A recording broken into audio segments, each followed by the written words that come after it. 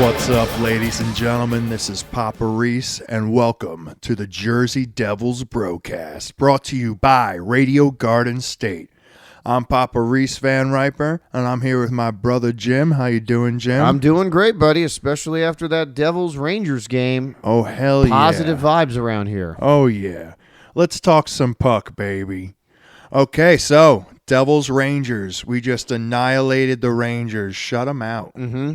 Yeah, that was a great performance. It felt like something the Devils really needed. Can we finally win 4 in a row? Well, at least they got 3. Yeah. They won 2 tight games against Minnesota, and then a Rangers team that's supposed to be playing for their lives, so it looks like they're playing for the end of the season and begging to just die already and have this just have this end. And the Devils went in and came, at home. Mm-hmm. Prudential Center, 4-0 win. That was took care of business. Yeah, took care of business. Markstrom's second shutout of the year against the Rangers. Yeah. Kind of thoroughly embarrassed New York. The first period was kind of close, and then Devils just ran away with it in the second. And then that beginning was awesome. of the first, we were annihilating them. Later on in the first, they tried to come back a little bit. Yeah. But I think they just started polishing up their golf clubs, and they're like going to hit the links. In a couple of weeks, they'll be out there on the course. And it felt like that shorthanded goal by Bratt was just like the Rangers aren't coming back. Yeah. You can just tell they just had no life in them. Absolutely. Talk about a mess over there in Manhattan, huh? Yeah, right? I love it. Right? Love to see it. But it was great as we're trying to build towards the playoffs here and start getting back on track. It's been a bit of a strange last few months for the Devils, fairly 100%, up and down. yeah. As maybe they're finding a little bit of a new identity without their 3 main players with Hughes, Hamilton, and Siegenthaler. Yeah. Nice to see them have a decisive win, which they didn't necessarily have against Minnesota. Right. But good that decisive, like they clearly won the game. It wasn't close. Not even You'd close, hope that's yeah. a good kind of confidence And booster Markstrom here. looked great in that. That's going to be huge coming up. That's going to be huge. Yeah. He finally got his groove back, I think. That was one of the polls that we had on our Instagram. Is Marky back? There was so back. There was not yet.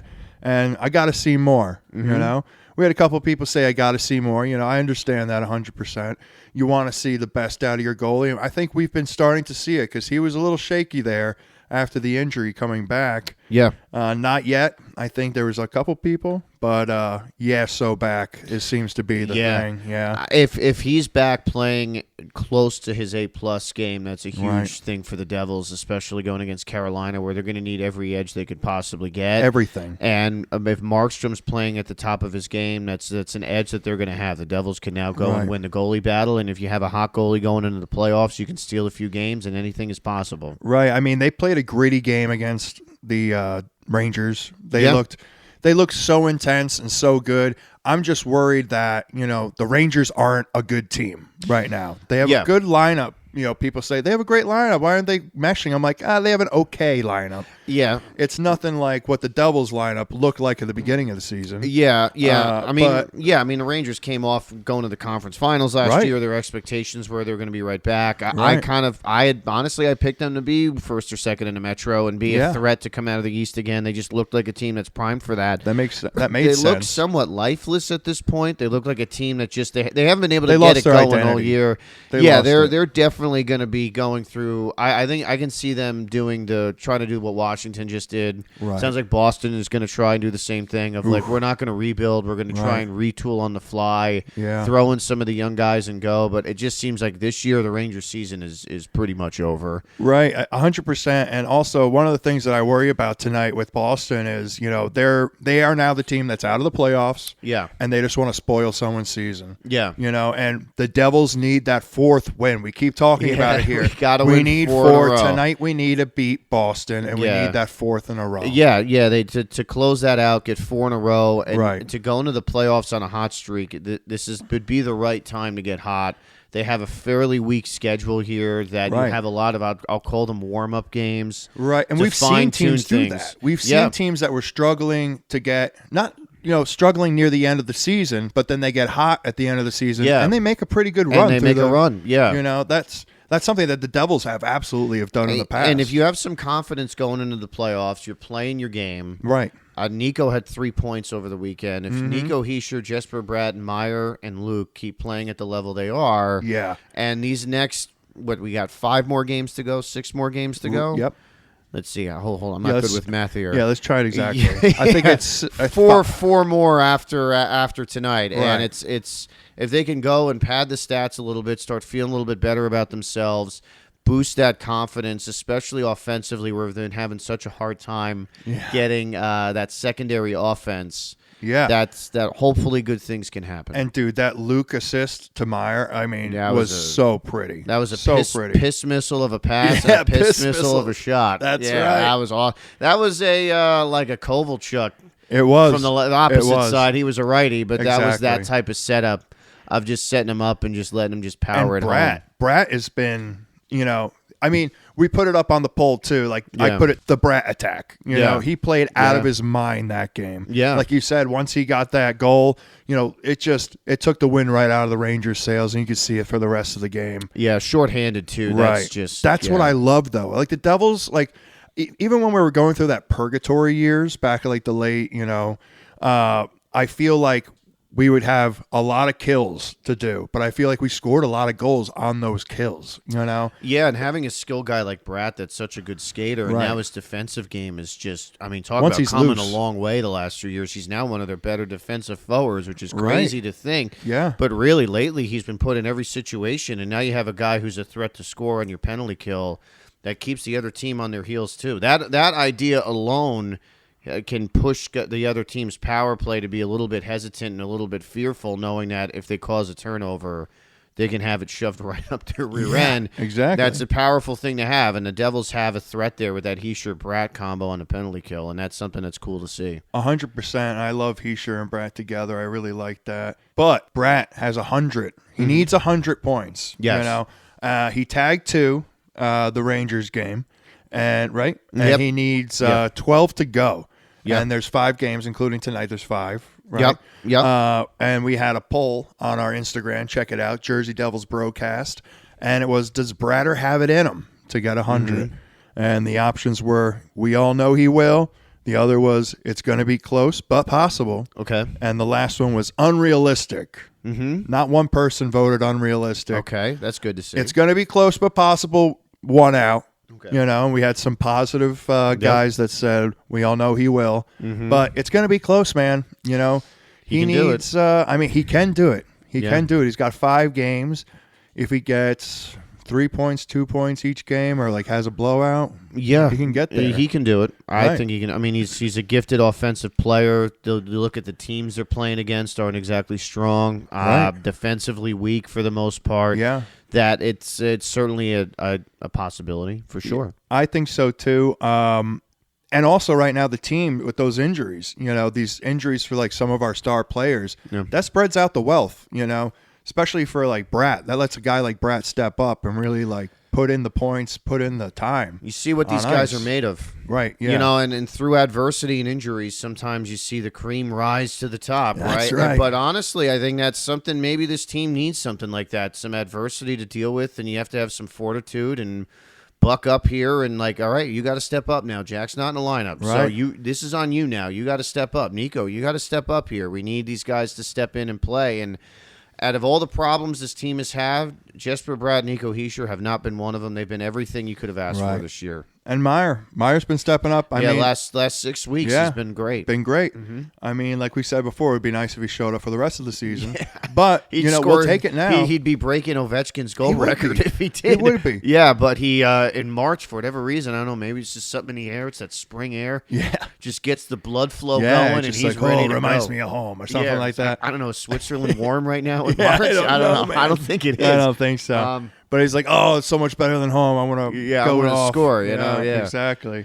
But, there was actually, speaking of Ovechkin, he just broke the goal record. Yeah. That was cool. That was awesome. Gretzky was there to congratulate him. Yeah. And it was cool. I saw that Gretzky hit his mark of most goals against the Islanders. I read, maybe that's not true. I saw the stat that he played it. I think his final goal was against the Islanders. I believe he broke the record against the Oilers. Yeah. I mean, like he was playing the Islanders when got his last goal. Yeah. And Ovi got his against the Islanders to break that record, which is pretty The cool. poor Islanders, man. I know, man. They win 4 cups in a row, and it's just sad news after another for like 40 years now. It's really and not as a that Devils great. fan, I don't hate the Islanders. You know what I mean? Like they're kind of like I mean, I don't root for them. No way. But they've had all these former Devils and Lamorellos there. It's hard to hate them. Well, Lamorello got fired the other day. I don't think yet. I think you got April Fooled. Oh, did I? You I did? saw it today. Did today? I actually saw it yesterday. Hold on a second. Yeah, go look it up. Hold on a second. I don't think that's real. I'm not lying. I don't think that's real, man. I don't know. I don't see anything in the news here. I thought I saw it. I think you got April Fooled. I got April Fooled? You did, dude. You got April Fooled. I got April Fooled! No, I think the conversation right now is with the Islanders is Lamorello's, I think, 82 years old now, 83. Right. I think Lou deserves to have his own banner up at Prudential Center. Right. I do as well. Yeah, I think he absolutely should. I think I got April Fooled. You did. You got fooled. I 100% got fooled. You got fooled. Lamorello did not get fired. He is still the general manager. I believe general manager team. I guess I was just like hoping so that he would come home. Yeah, I think it's his career is pretty much done. The Islanders need a little bit more change. Right. I don't think the Islanders need to necessarily tear it down to the studs, but they have a lot of issues. Lamorello's been there for a while. I mean, Lou didn't exactly have the best final 4 or 5 years in New Jersey, though he had a tough hand to deal with the financial issues of the team, aging roster. It happens. It's part of sports. It's just the way it is. But what he did from 1988 through 2012 is absolutely unbelievable. They should have a statue of him somewhere. They really should. You know, I'm to be serious. Honest, I'm not they joking should. around. No, I know. No, they should. They should have You have Marty by the M&M Tower. The other tower have Lamorello over there. Because without Lamorello, we wouldn't have the cups. And you have to have him on a low enough platform that you can rub his head for good luck, and it'll be the only thing discolored from the rest of the statue. I would do that every game. But you think of all the intelligent things he did as Devils GM, getting Stevens and that whole thing, and the Blues had offered Curtis Joseph, Rod Brindamore, and a few other players instead. Yeah. And he said, no, I want Stevens. Did his research. They went to arbitration, and he got Scott Stevens. Genius. And then convinced Stevens to come to New Jersey because he didn't want to come right away. Yeah. Because he only played in St. Louis for a year. He settled down with his family. He was like, I just settled down. I got my kids in school. I'm not coming anywhere. Over here. Yeah. And now years later, Stevens is still living in Jersey. He's out on the farm out in western Jersey. Before we get to our first musical break, let me tell you a story about Lou Lamorello. Okay. I had season tickets to the first season at Newark. Right, at the new Prudential Center. Yep. And they did like a meet and greet signing thing for season ticket guys. Okay. And I was there, and I was wearing my 95 Devils hat, Stanley Cup hat, and I'm going around getting everybody's signatures, and then all of a sudden it was like near the end, I see Lou Lamorello walking out, by like where the concessions are. I guess he had like his own thing, but the line was too long. I was like, forget it, I'm not going to get Lou. Yeah. Then all of a sudden I'm walking. He's by himself. I guess the security guards weren't around. And I'm behind him. I go, hey, Lou. And he turns around like, what the fuck? He looks, and then he looks up at me. He's like, hi, how you doing? I take off my hat. I'm like, will you sign my hat, please? And he signed my 1995 Stanley Cup hat. It's the only signature on it. That's awesome. Lou Lamorello. So you scared Lou Lamorello into signing a hat for Goddamn right. But that's what you got to do. I saw him at Prudential Center. I did a tour about a week before he left for Toronto. Right. And I see him outside ferociously on the phone. It was me and a buddy I work with. He got the free tour, and I went down there with him, and I walk out. I see Lou down there, and I'm like, oh, maybe I'll go say hi. I'm like, I don't know. He looks like very serious. He's on the phone, turned around, started walking the other way, and then a week later went to Toronto. I'm like, I wonder if he was on the phone with the Maple Leafs executives when I walked by. Little did I know that some big franchise-changing move was going on right in front of me. Well, Lou Lamorello, you could say that he raised the Devils. And you know what else? Mama raised a train. And this is Reese Van Riper with Mama Raised a Train. Don't give up, Kenny. That's Tiny Ships with Fear the Blur. Tiny Ships is actually going to be playing the Prudential Center live on the concourse when the Devils take on the Islanders at 1 p.m. on April 13th. Be sure to check it out. They're going to be playing both intermissions. It's awesome. We did that this year in November, and we're going to be doing that again next year for 2 periods. Check it out. In the middle there, you heard Yawn Mower with Broken in Brainville. They're playing this Saturday, April 12th, with the Dragulas and Century 3 in Asbury Park at Low Dive. Go check that out. It's going to be a great show. And first, we heard Reese Van Riper with Mama Raised a Train. They have a new album coming out called The American Dream, coming out on Independence Day, July 4th. And they're going to be playing July 24th, a Thursday, at Pet Shop with Fair Panic and that band you heard in the middle, Yawn Mower. Yawn Mower's blowing up. They are. Yeah. In Asbury right now. And they do have some good cool stuff. If you want to listen to all the songs that we play during our podcast, check out our Spotify. It's called Jersey Devils Brocast, and we have a playlist of some of the best songs, I think, in New Jersey. From experience today, great playlist to work out to. Oh, yeah. It's great, man. There you go. You got to pump to it. You got to clean your house to it. You got to do some yard work. It's going to be nice. I did do yard work to it, too. See, exactly.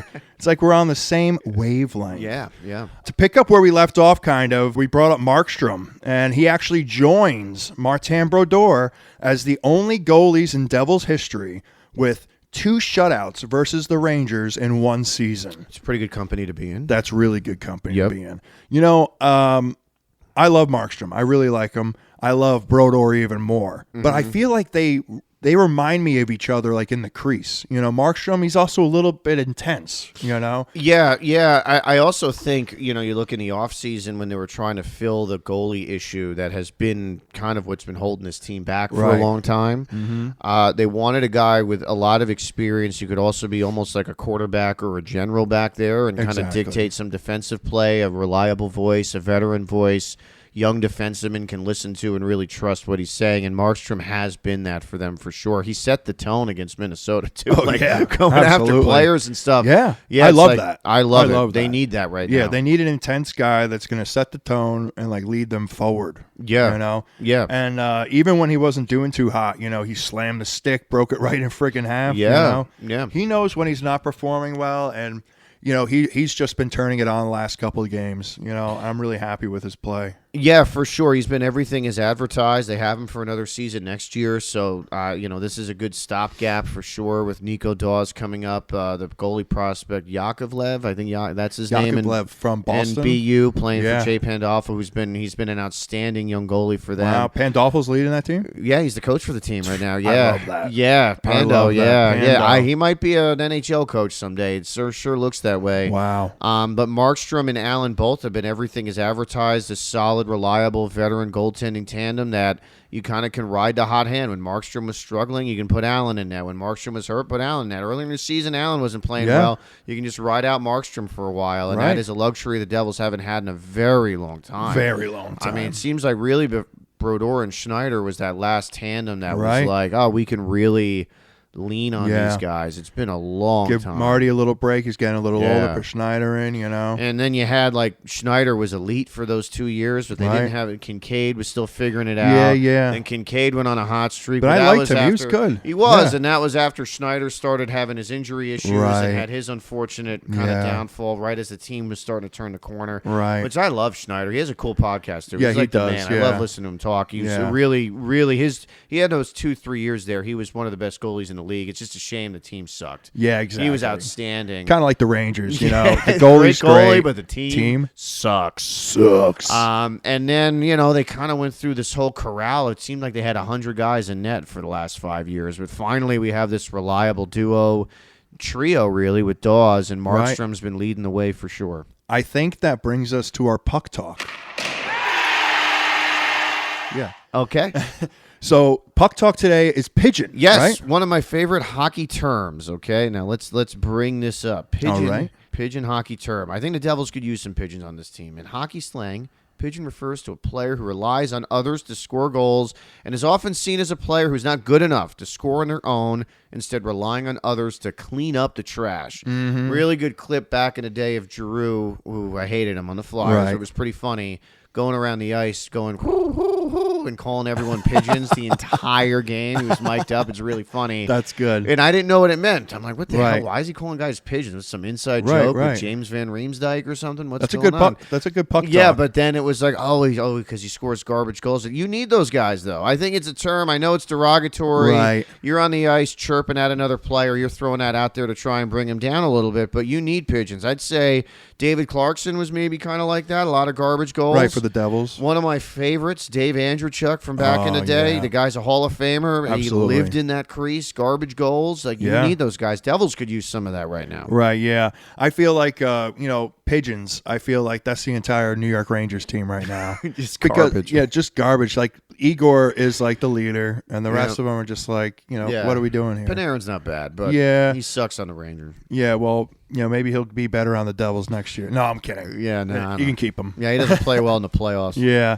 Well, more pigeons. Clarkson. Like, I love Clarkson. When we got him, he was so, like, intense. You know, and he would like get those garbage goals, Yeah, stir he it had up. Good fight. hands in the beginning, but then at the end, it was just more like. And then he went to the Toronto and Columbus, injury issues, and I think that he was a product of a system, right? Where he had 32 goals in 2012. I think.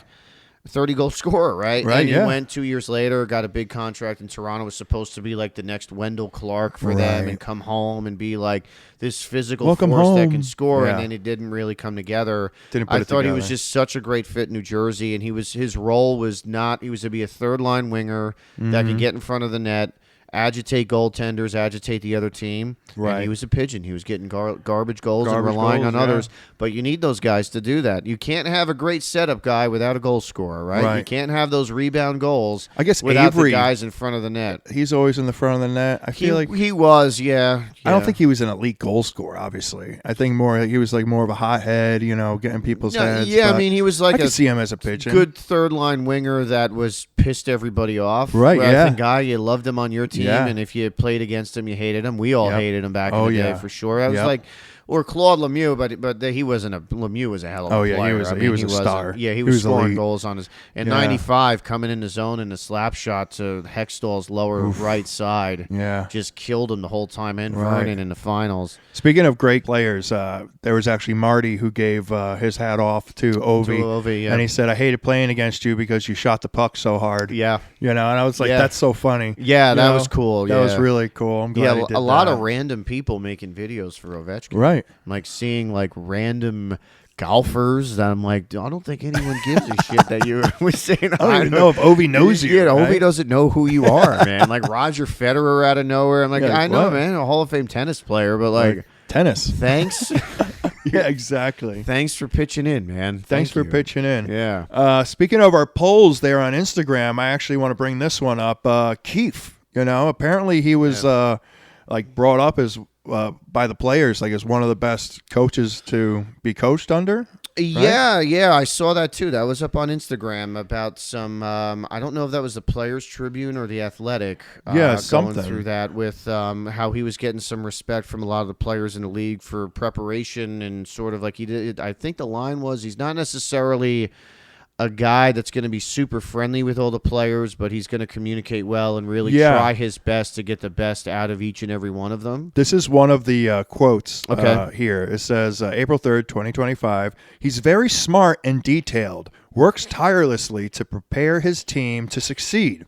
His players respect him. He does not build relationships with his players and can be standoffish. However, is interested in helping you succeed.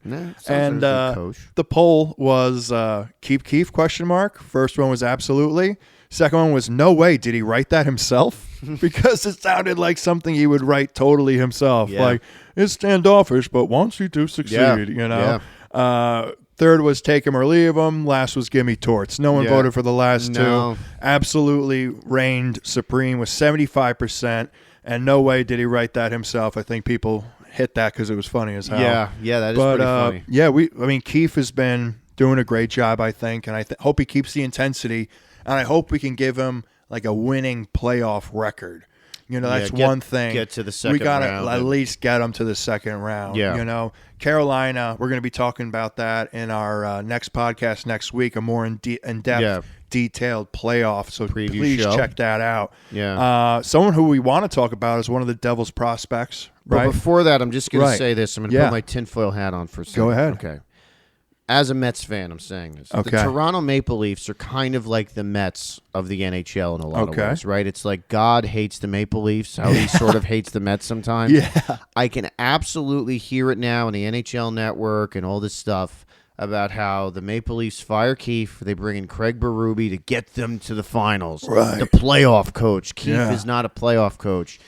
And the Maple Leafs get embarrassed in the first round, looking like right now they might be playing Ottawa. Right. And they lose to a rival, this embarrassing thing. Like, of course, they can't get out of their own way. Here we go that's again. one thing, yeah. And then Sheldon Keefe wins a series or two with the Devils, and the Maple Leafs look like they're the team that made the mistake with getting rid of him. Right. I can just see that for no reason other than something in the cosmos lining up that way, but it seems like everything with the Maple Leafs always happens that way. And So, it's all coming to fruition. yeah, exactly. Yeah. But Arseny Gritsuk, Right. we're going to say. So some of the big news coming out of Devils Land the last 2 days has been Gritsuk is one of their better prospects. He's a forward over in Russia. Right. Played for SKA St. Petersburg. That's the team that took Covey from us years ago. Right.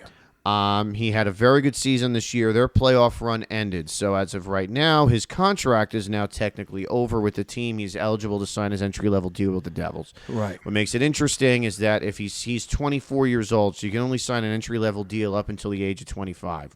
Okay. So if he signs it right now, it's only for this season.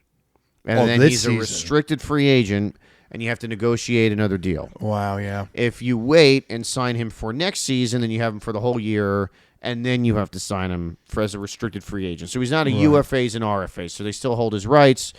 But either way, so a lot of people are excited because he had a very good season this year with Scott St. Peter. People St. are losing their Petersburg. minds over this guy. Yeah, I think a lot of it is the disappointment over the trade deadline, not bringing in a winger, and this is a guy. see. Could he be the guy? And it's I like see. fans are getting all worked up. First of all, he's a prospect. Second of all, he's never played in a North American league. And he did play in a professional league in the KHL. Different league, totally. different style. There's going to be adjustments. Yeah. He had a great year, 44 points, 49 games, 5 points in 6 games. His scouting report is obviously very good. He's a fifth-round pick from 2019. He's a fast skater, uses his speed to create scoring chances, disrupt opponents. One of the things I saw, one of my favorite websites, Dauber Prospects, Right. he's a pest that'll drive opponents nuts, and he can create offense from himself out of nothing at times. There's a lot of upside if patient. I will say to fans, you might want to be a little patient. Right. And asking this kid to come in and be the savior, and he's going to be a 30-goal guy right away, and now he's going to be your difference maker and replace Hughes is like, slow the roll. Yeah, I know he's slow an it down a older little bit. prospect. He played in the Right. KHL. It's not the NHL. Yeah. There's an adjustment period. We've Totally. seen this with these Russian guys before. They come over, Yeah. and some of them take off right away, but most of them, whether it's a half a season, a full season, whatever, you Gotta got get used to the climate. the new country, I guess. Yeah. I mean, if you're going to go on a personal level. Yeah. But even on just talking hockey, it's a different style game over here. The quality of player you're playing against every night is much different. Higher, too. It's now you're going to throw this kid in a Right. playoff round Yeah.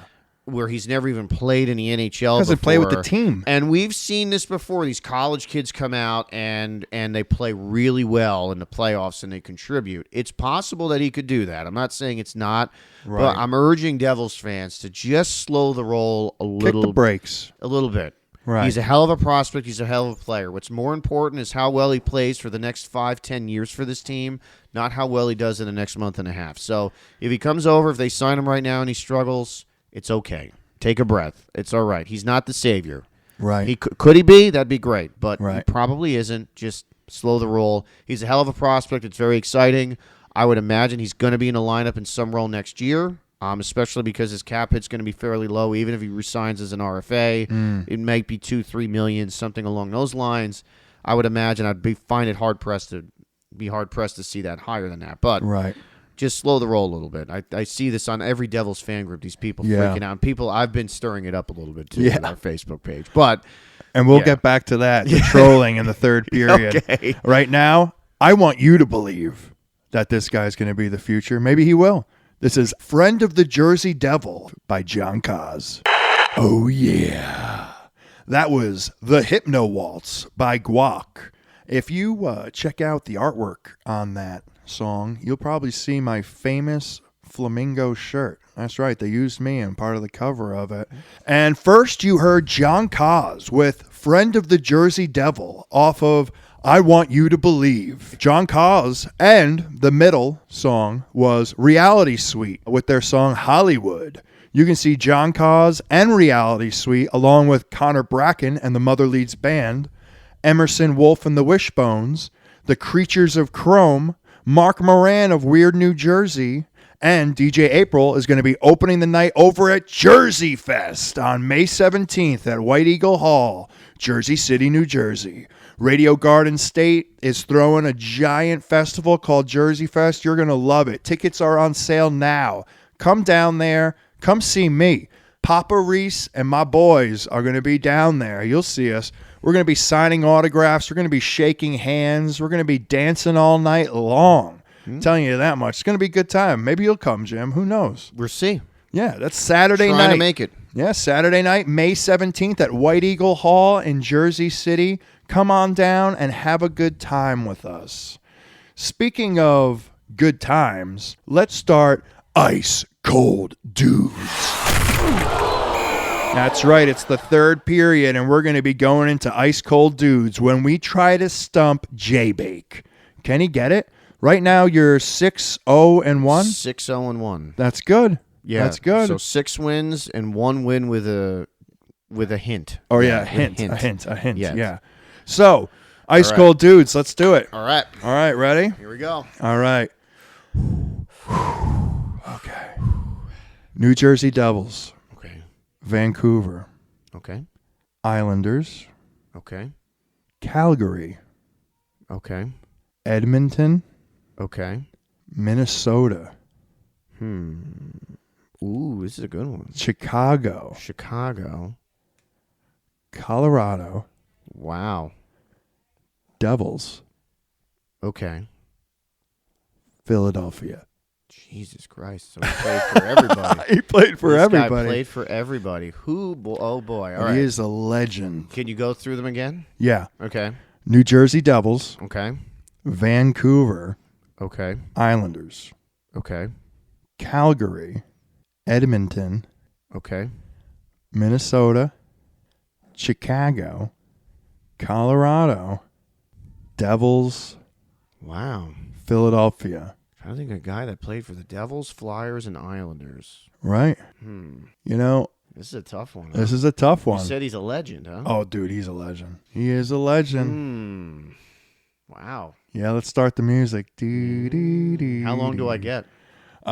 You have about 10 more minutes to guess for the third period. You have the whole third period to guess. Devils, Flyers, Islanders, Vancouver, Colorado, Minnesota, Chicago, and the Flames. Yeah. Wow.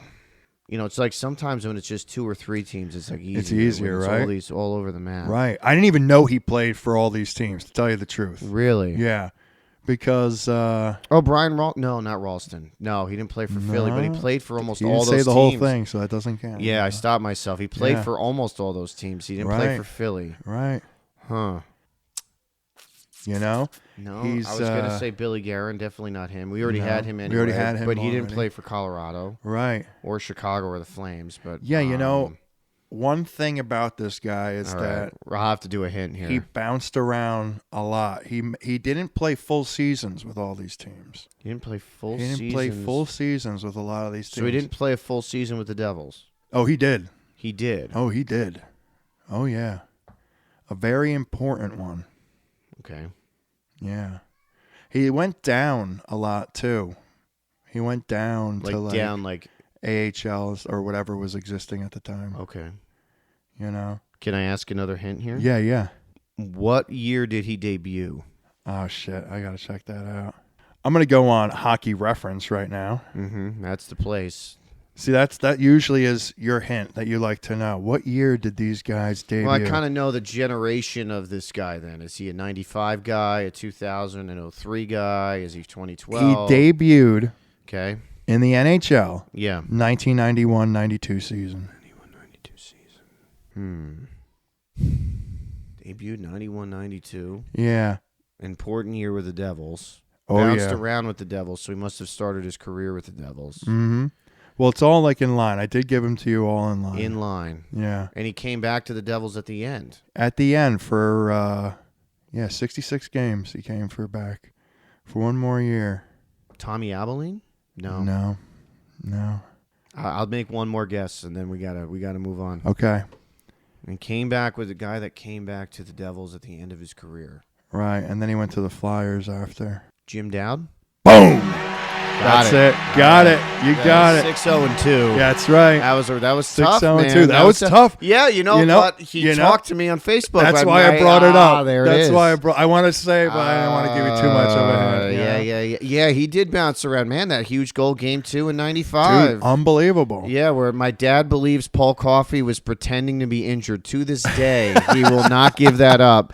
I remember him saying, like, nope, Coff, that's why you never lie down the ice, son. He was pretending to be hurt to stop the play, and what happened? The Devils scored a goal. That's right. what you get. That's what you get. Yep, Jim Dowd makes it 3-2 New Jersey. There we go. And we actually went on his page, and you commented.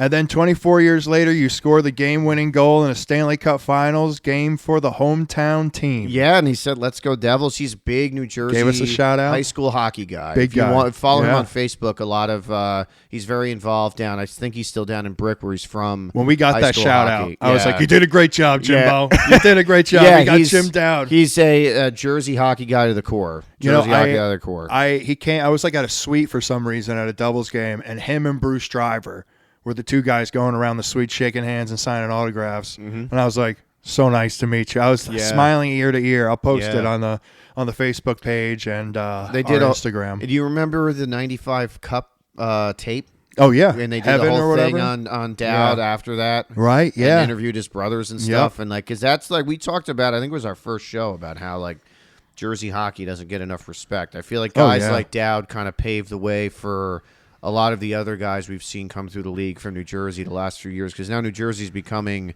a state 100%. That's expected to have a few guys in the draft every few years. The Gaudreaus are from Jersey, right? Gaudreau and those guys, Van Riemsdyk, right? Paul Mary, John Carlson, I believe, is also from New Jersey. Yeah. There's some good players coming out of Jersey now. They're stacked. Sure. They're stacked, and God bless Jim Dowd. Yeah, man. Thanks for the shout out. Hopefully we can have him on the show sometime. Yeah, that would be awesome. I'd love to talk about high school hockey in New Jersey. Right, what's going on, players to look out for. We definitely got to do an episode about high school hockey. Yeah. But for right now, let's talk about Seamus Casey. Okay. He's one of the guys that I'm so excited is on our team right now. I'm a big defense guy. I love defense. But what I also love is defenders that can score. Mm-hmm. You know what I mean? Yep. And Seamus Casey just seems to be like that kind of guy. He puts points up. He actually does. He actually stood toe to toe the other night. Looked like there was going to be a breakaway with the Rangers, and then he just put stick out, trying to poke check. Yep. And he did a great job. He put a little bit of pressure on it. He didn't slam the guy. He's not that kind of player, but he did have one hit. Yeah. Right? At the Rangers game, you said? Yeah, he did have one recorded hit. He reminds me a lot of Brian Rafalski. Right. We were talking about that kind of low center of gravity guy that's just very strong. He's not the biggest guy on the ice, but he plays a strong game. Absolutely. Had a hell of a college career, is viewed as a guy that could be a good find for them second round in 2022. Michigan man, right? Yeah. You hopefully, that's his last year in Michigan. He had 45 points in 40 games. World Juniors, his last World Junior Championship, he had 6 assists in 6 games.